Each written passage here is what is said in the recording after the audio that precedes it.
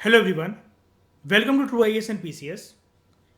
Continue करते हैं अपनी डिस्कशन को मॉडर्न इंडियन हिस्ट्री के इस चैप्टर की।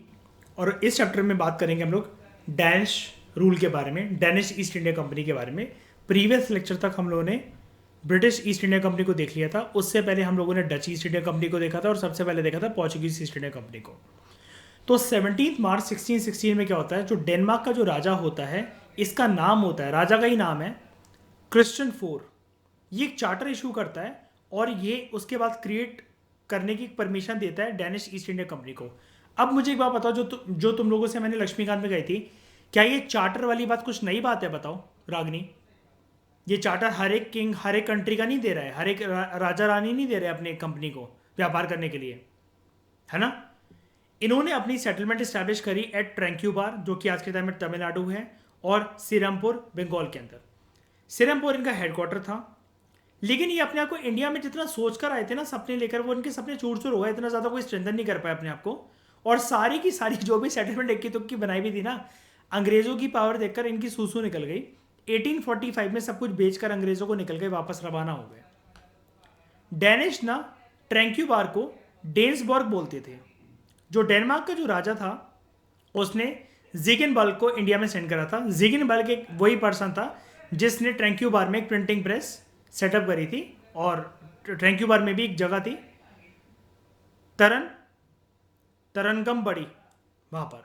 और ये इनका फोर्टिफाइड सेटलमेंट था, जैसा कि आप इमेज पे देख पा रहे हो, ट्रैंक्यूबार Danish fort.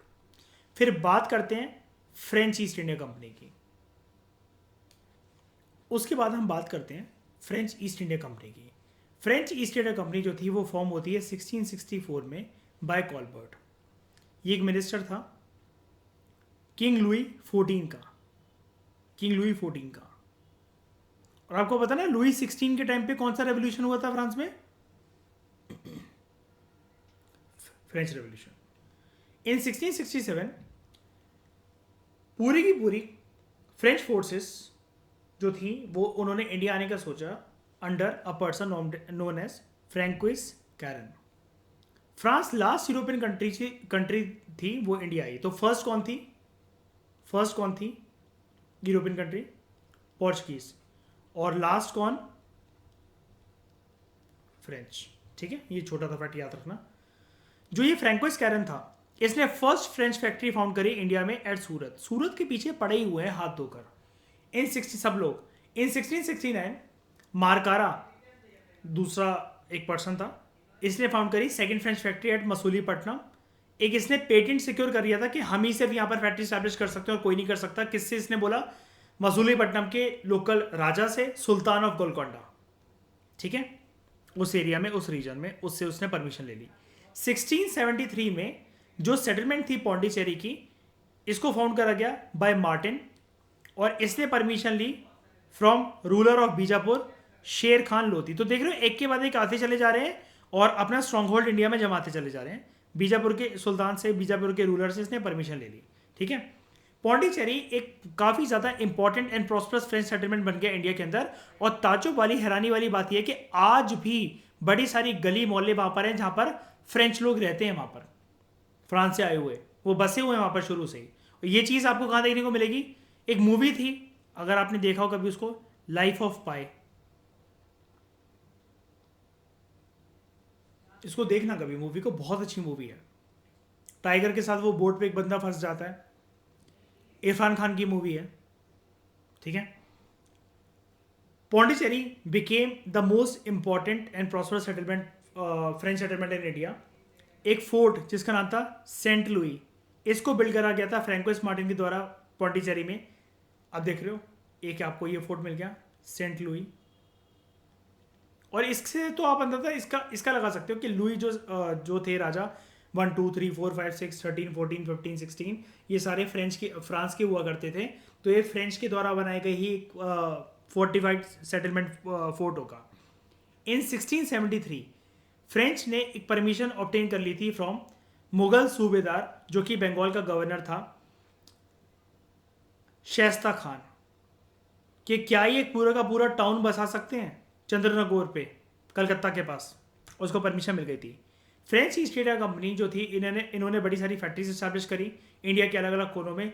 Particularly coastal regions में लाइक माहे, कराईकाल, बालासोर एंड कासिम बाजार, और कुछ इंपॉर्टेंट ट्रेडिंग सेंटर्स भी इन्होंने स्टैब्लिश करे थे।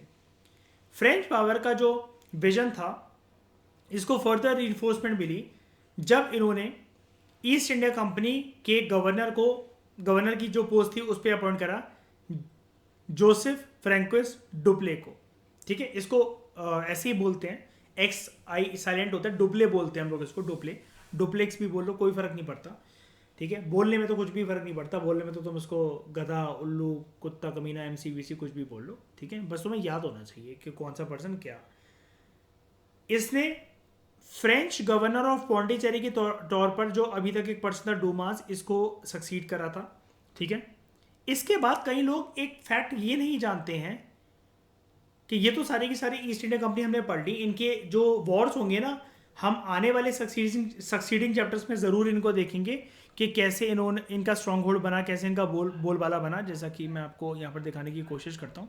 ये देखो, फ्रॉम ट्रेड टू टेरिटरी, धीरे धीरे कर आपको यहाँ पर ये आपको सारे बैटल ऑफ प्लासे जो इन्होंने लड़े, कार्नेटिक वॉर्स जो इन्होंने लड़े, उसके बाद जो इनकी जो बहुत सारी जो वॉर्स हुई दूसरे ईस्ट इंडिया कंपनी वगैरह के साथ।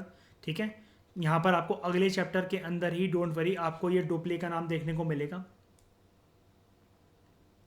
ठीक है, ट्रीटी ऑफ पौंडीचेरी वगैरह, कार्नेटिक वॉर्स, आपको सारे एंग्लो मैसूर वॉर, ठीक है, ये सारे के सारे टीपू सुल्तान वगैरह, एंग्लो मराठा वॉर्स, जहाँ तक हम अभी तक NCERT ये पूरी की पूरी कर चुके हैं, ये देखने को मिलेगा। इसके अलावा बहुत सारी ऐसी बातें जहाँ पर NCERT बात नहीं करती, कि सिविल सर्विस के बारे में, UPSC के बारे में पूरा का पूरा ये कैसे आया, आर्मी पुलिस की ऑर्गेनाइजेशन, ये जुडिशल सिस्टम इनका, इनके मेन फीचर्स, सब्सिडरी अलायंस वगैरह के, डॉक्ट्रिन ऑफ लैब्स, अलग से पूरा टॉपिक दे रखा कि doctrine of labs, subsidiary alliance. जैसे आपने ये सारी स्टेट्स के नाम सुने थे NCERT में, हैदराबाद, तंजौर नहीं सुना था, जैसे अवध सुना था, और आपने ये देखो जो पेशवा थे वो यहाँ पे बैठते थे, भोसले, ग्वालियर, और क्या कहते हैं, इन सबको मतलब इन्होंने बंधवाया था अंडर सब्सिडरी अलायंस। ये सारी चीज़ें हम लोग पढ़ेंगे बहुत डिटेल तरीके में, तो डोंट वरी एट ऑल। ठीक है, फिलहाल हम बात कर रहे थे इसकी। यहाँ पर कई लोग ये नहीं जानते हैं कि बड़ी सारी ईस्ट इंडिया कंपनी में से एक स्वीडन से भी चली गई थी, स्वीडिश ईस्ट इंडिया कंपनी। इसको फाउंड करा गया था गोथनबर्ग के द्वारा स्वीडन में 1731 में, for the purpose of conducting trade with the far east.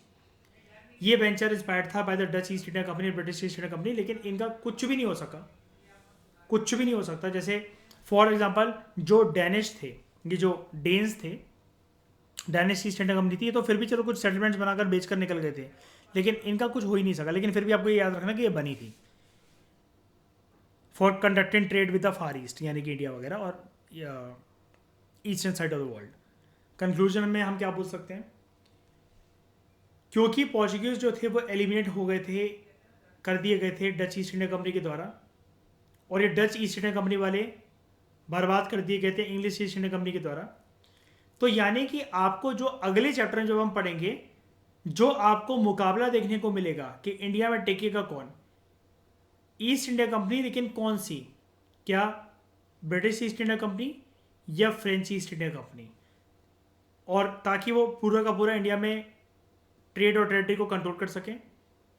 जो फ्रेंच ईस्ट इंडिया कंपनी थी, दे यूज टू नेग्लेक्ट ट्रेड, और वो अपने आप को बड़े सारे उन्होंने वॉर्स में उलझा लिया था, इंडिया के लोकल रूलर्स के साथ भी और दूसरी यूरोपियन पावर्स के साथ भी। हमें यहाँ पर 3 कार्नेटिक वॉर्स जो देखने को मिलेंगे, उन कार्नेटिक वॉर्स में लड़ने की वजह से फ्रेंच ईस्ट इंडिया कंपनी वालों ने अपने आप को पूरी तरीके से बर्बाद कर दिया था, तहस नहस कर दिया था। और इसी घटनाक्रम के चलते इंग्लिश ईस्ट इंडिया कंपनी वालों को एक प्रॉपर एक नई एनर्जी मिली थी, नई दिशा मिली थी, नई दशा भी मिली थी कि बनी थी उनकी, कि वो प्रॉपर तरीके से एक सिस्टमेटिक टेरिटोरियल एक्सपेंशन अपनी कर सकें। और यहाँ पर हमें जो देखने को मिलेगा धीरे धीरे करके कैसे पावर में आए, कैसे सत्ता में आए। ठीक है, वो हम बात करेंगे नेक्स्ट चैप्टर में, जैसा कि मैंने आपको बताया। तो इस चैप्टर में आपको कोई दिक्कत आई थिंक कोई लगी तो नहीं होगी, सब कुछ ठीक है। बैक के क्वेश्चन की अगर आप चाहो तो सॉल्व कर लिया करो, ठीक है, काफ़ी सही होते हैं क्वेश्चंस।